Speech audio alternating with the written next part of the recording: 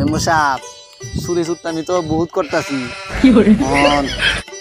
বেশি আর চুরি চারটা আমি করতাম না, কারণ জনগণের আমরা যে সিস্টেম করছে হন মোহন আর চেয়ারম্যান আর কমিশনের খাওয়া নাই।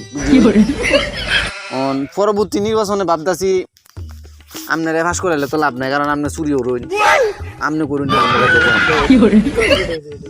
এটা মানে আমি কইতেছি না, জনগণে জানিয়েছে যে আপনি চুরি করুন, আপনি করুন না চুরি, আমরা যাতে করে না।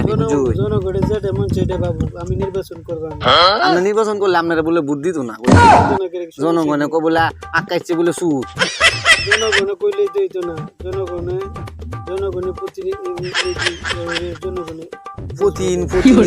প্রতিনিধি বলে নতুন একটা বা উঠছে।